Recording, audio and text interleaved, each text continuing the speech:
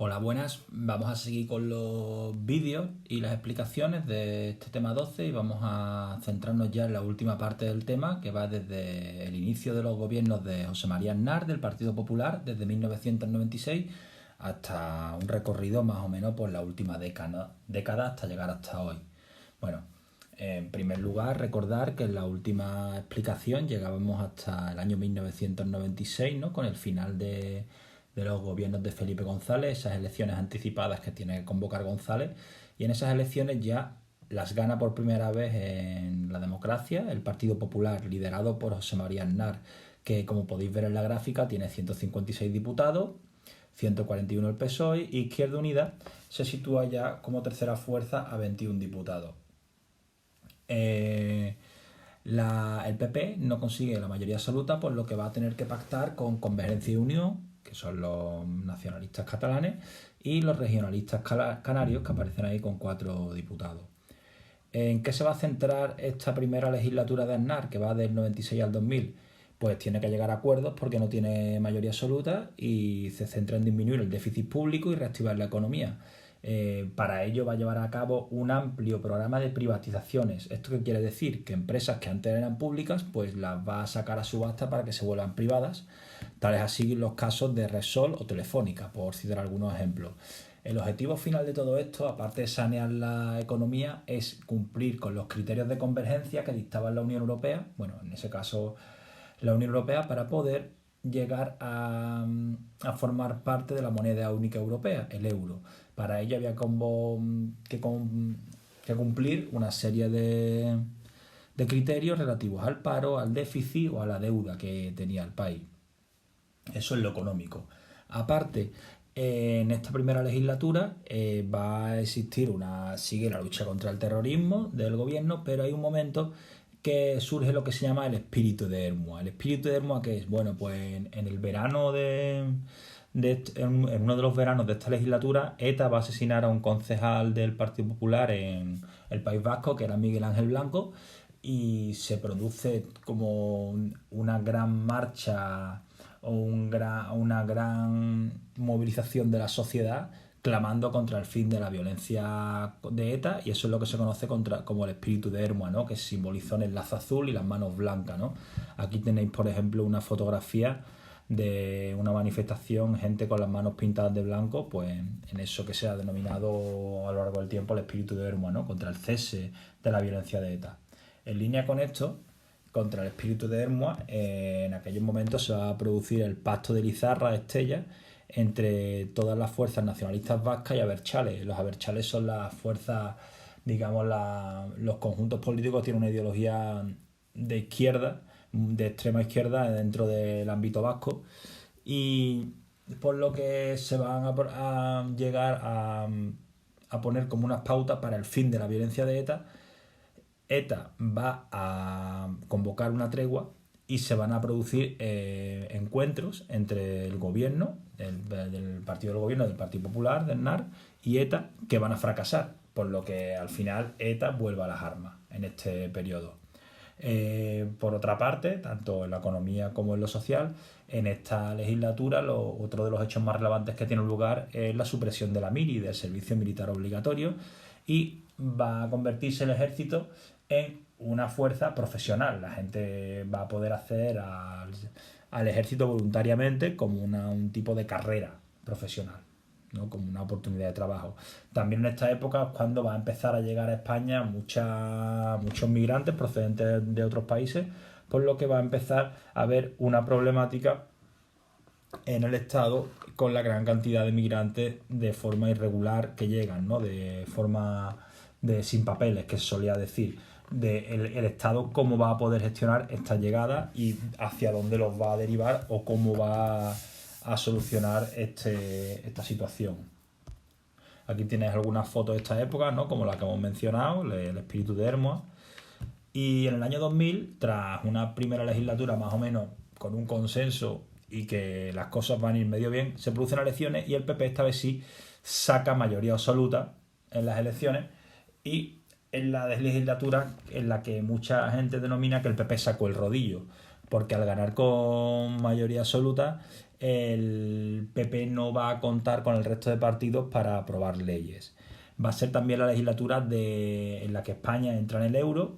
Y bueno, ahí tenéis un titular, no, de un periódico, de que es el mayor cambio de moneda de la historia, porque muchos países de lo que es Europa adoptan el euro en estos momentos.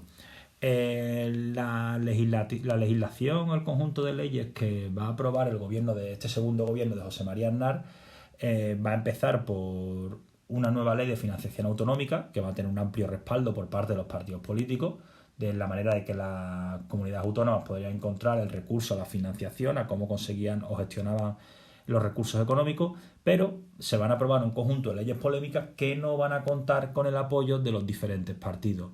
Por ejemplo, la ley de extranjería, para intentar regular la migración con carácter ilegal o sin papeles, la ley de universidades, la ley de calidad de la enseñanza o el plan hidrológico nacional solo van a ser iniciativas apoyadas por el PP y no van a encontrar ningún tipo de apoyo del resto de partidos políticos.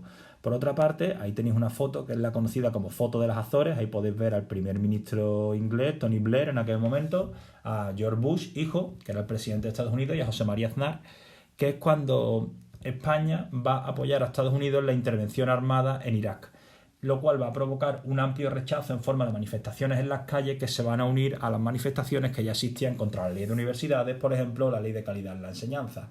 España, al acceder a intervenir con Estados Unidos e Inglaterra en Irak, desobedece una resolución de la ONU contra la intervención armada en Irak, que no sé si os sonará, pero en aquel momento la tesis principal de Estados Unidos, después de los atentados del 11 de septiembre, primero interviene en Afganistán y luego en Irak, era que Irak tenía armas de destrucción masiva, hecho que al final se demostró que era falso y que no tenía armas de destrucción masiva, y por lo que la intervención no estaba justificada, como ya anunciaba la ONU. Pues bien, la intervención de España en conjunto con Inglaterra y Estados Unidos va a tener una amplia contestación en la calle. Esto marca un poco el recorrido de este gobierno hasta el año 2004, que había elecciones planificadas en marzo de 2004. ¿Qué ocurre en marzo de 2004? Bien, pues el 11 de marzo de 2004 se producen unos atentados pertrechados por la banda terrorista Al-Qaeda en trenes de cercanía y el metro de Madrid, que van a dar como consecuencia 191 personas muertas. Y ahí tenéis una imagen, por ejemplo, de cómo quedó uno de los trenes. La gestión del gobierno de este atentado, al principio negando que fuera un atentado terrorista de Al-Qaeda y vinculándolo a ETA, va a provocar una gran contestación social, y la gestión de estos atentados van a interferir mucho en las elecciones que se celebran en marzo de 2004, que acabarán volcándose hacia el PSOE. El PSOE, que ya estaba liderado por José Luis Rodríguez Zapatero, va a ganar esas elecciones y el PP va a quedar en segundo puesto, con una gráfica como la que podéis ver ahí. Los gobiernos de José Luis Rodríguez Zapatero van a ser dos: una primera legislatura de 2004-2008, en la que Zapatero gana las elecciones y va a intentar marcar distancias con el gobierno anterior. ¿Cómo? Pues va a retirar las tropas de Irak, va a derogar el trasvase del Ebro dentro del plan hidrológico nacional, y en esta etapa de gran crecimiento económico, sobre las bases del periodo anterior de Aznar, sobre todo van a destacar mucho el sector de la construcción, lo que luego hemos venido a conocer como la burbuja inmobiliaria, y el turismo. En línea con este crecimiento económico va a haber grandes avances sociales, como la ley del matrimonio homosexual, que contó con el rechazo del PP, incluso con un recurso al Tribunal Constitucional que fue rechazado por el tribunal. Se impulsa la ley contra la violencia de género, la ley de dependencia y la ley antitabaco, por la que se prohibía fumar en bastantes espacios públicos. También se va a producir la reforma de los estatutos, sobre todo del Estatut catalán, el Estatuto de Autonomía, que va a tener mucha polémica y gran rechazo, y con incluso denuncias al Tribunal Constitucional, que esta vez sí van a ser aceptadas y va a haber que modificar parte de ese Estatuto de Autonomía. En ese momento, la primera legislatura de Zapatero, al igual que la primera de Aznar, se puede considerar como bastante positiva en el sentido económico y en este caso en los avances sociales que hay. Y luego se vuelven a producir elecciones en 2008 que vuelvan a ganar el PSOE, aunque ajustándose mucho las diferencias con el PP.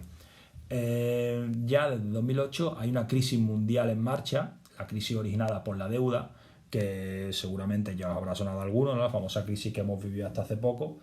El gobierno va a actuar tarde contra esta crisis, la va a negar en numerosas ocasiones y va a intentar algunas medidas para relanzar la economía que van a fracasar. Por tanto, el día 12 de mayo de 2010 ha pasado la historia como el gobierno tuvo que anunciar un gran paquete de medidas y de recortes o de ajustes económicos, ¿no? Esa palabra un poco que no quiere llamarse recorte, para intentar frenar la crisis, ¿no? Que incluye la reforma laboral, los grandes recortes sociales, tanto como en inversión en sanidad, en educación, en dependencia. Todos estos recortes no van a poder evitar el colapso económico y se va a ahondar en la crisis y la construcción se va a quedar parada porque la burbuja inmobiliaria estalla. De hecho, el precio de la vivienda deja de subir, la gente no puede vender la vivienda y se paran las grandes obras de construcciones de pisos y de vivienda privada, por lo que mucha gente se va al paro. El paro alcanza una cifra récord de 5 millones de parados. Y ahí tenéis, por ejemplo, una evolución del desempleo en estos momentos, ¿no? Si podéis ver como en el primer momento, en la legislatura de Aznar de 2000 a 2004 va a ir bajando. Sobre esas bases, en la legislatura de Zapatero hay un gran crecimiento económico con un récord de paro en base al 8%, que es bastante bajo para lo que se ha visto aquí en España normalmente, y luego a partir de 2008 con la crisis empieza a subir hasta situarse ya casi en el 23% de parados en 2011, al final de este periodo de gobierno. En otros planos, por ejemplo, hay un cese de la lucha armada de ETA desde octubre de 2011. Se intenta buscar una solución al conflicto vasco, ¿no? Al conflicto con ETA. De hecho, y en octubre de 2011 ETA anuncia el cese definitivo de la lucha armada. Por otra parte, debido a las condiciones sociales de crisis, cada vez hay un clima de mayor protesta que se va a ejemplificar en las manifestaciones del 15 de mayo de 2011, justo antes de las elecciones municipales, que ya van a anticipar un poco lo que va a ser el cambio en los gobiernos, porque en esas elecciones municipales el PP va a arrebatar al PSOE gran cantidad de alcaldía y gran cantidad de votos, ¿no? en el panorama político. El PP gana esas elecciones autonómicas, las municipales, y básicamente no las gana por iniciativa del PP, sino por el descalabro y el desgaste que tenía el PSOE en el gobierno. En ese punto, el presidente del gobierno en aquel momento, Zapatero, se ve obligado a convocar elecciones anticipadas en noviembre de 2011, que lo que van a ocurrir es dar la victoria por mayoría absoluta a Mariano Rajoy del PP. Sin embargo, bueno, aquí primero tenéis una foto, una imagen de la panorámica de la Puerta del Sol de Madrid, ¿no? Con las grandes manifestaciones durante mayo de 2011.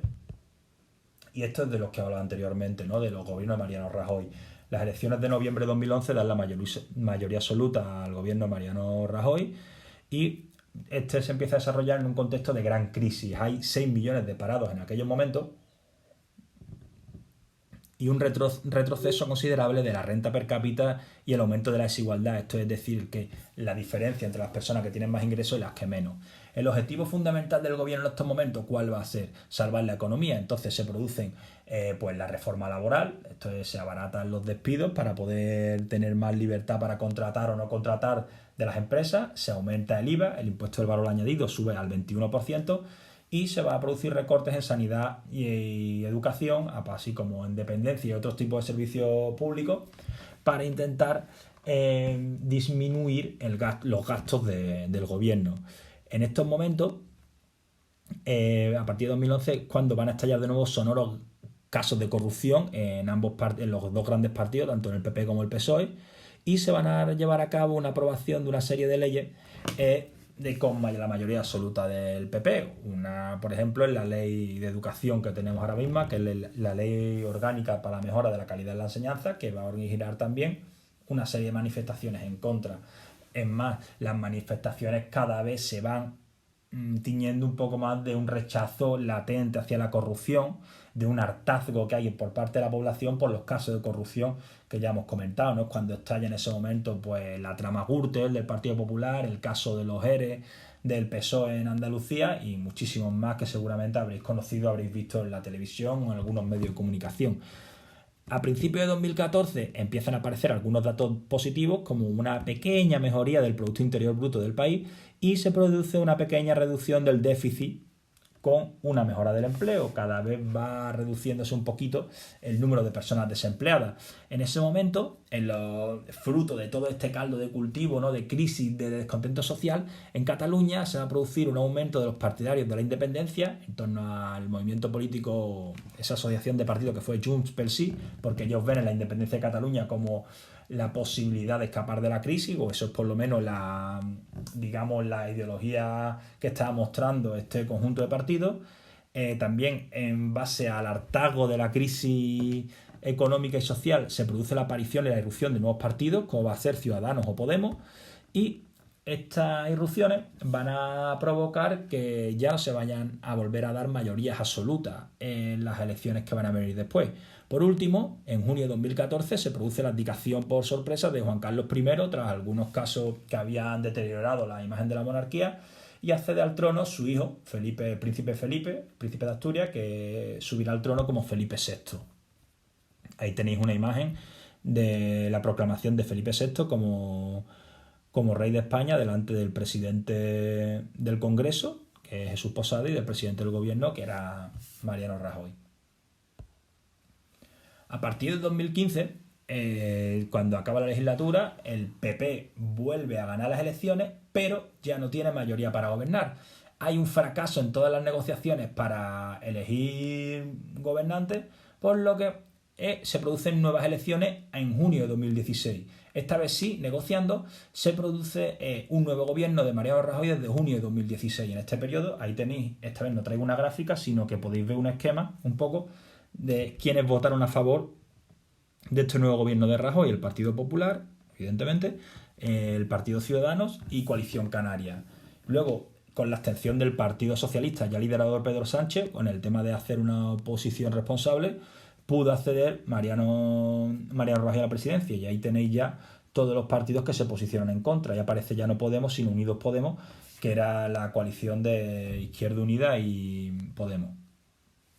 Pues esta nueva legislatura, desde junio de 2016, es una legislatura marcada por el goteo de casos de corrupción, la deriva independentista en Cataluña. Por ejemplo, en junio de 2017 se celebra un referéndum que había sido declarado ilegal por el Tribunal Constitucional.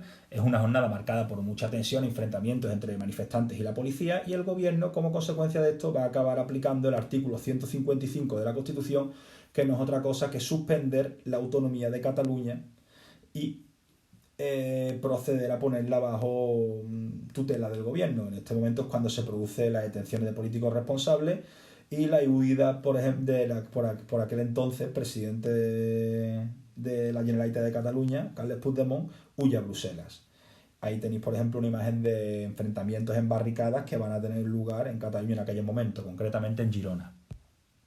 Este es un poco el panorama que existe, hasta que en junio de 2018, debido al deterioro constante del gobierno de Rajoy, se produce una moción de censura y se embiste como presidente a Pedro Sánchez, ¿no? Ahí lo tenéis en una imagen, con los votos a favor de todas las fuerzas políticas, exceptuando, bueno, pues el PP y Ciudadanos en aquel momento.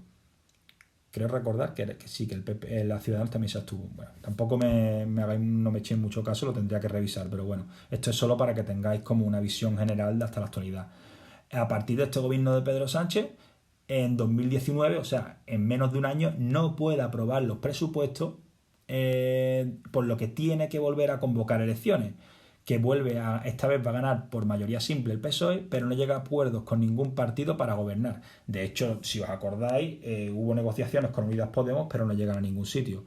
Se vuelven a producir elecciones en otoño de 2019, que vuelve a ganar el PSOE, con la diferencia de que esta vez hay un partido nuevo que ha surgido desde relativamente poco tiempo, que es Vox, que es un partido de extrema derecha que va a tener un auge importante en las votaciones. Saca muchísimos más diputados, concretamente creo recordar que 52. Entonces, en este momento sí se consiguen poner de acuerdo algunas fuerzas políticas, el PSOE y Unidas Podemos se ponen de acuerdo, firman un acuerdo de coalición, y es el gobierno que existe en España desde enero de 2020, es el primer gobierno de coalición de la democracia. En este contexto, Ya desde octubre de 2019, octubre de 2019, otoño de 2019 mejor dicho, en China nos llegan noticias de que hay un virus nuevo, que es el que conocemos como coronavirus, COVID-19, y el que desarrolla una enfermedad, por lo que el Estado se ve obligado en marzo de 2020 a declarar el estado de alarma en el que estamos ahora inmersos.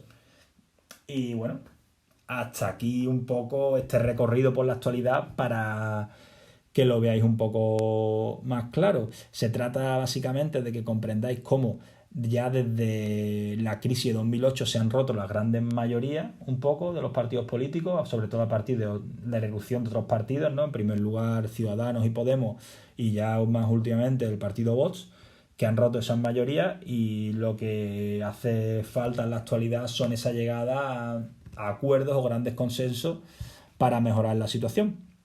Por otra parte, nada, si tenéis alguna duda con esta parte del temario y demás, pues lo dicho siempre, podéis consultarme al correo, podéis consultarme por el grupo de Classroom, y ya iremos diseñando los trabajos para que podamos evaluar esta parte del temario.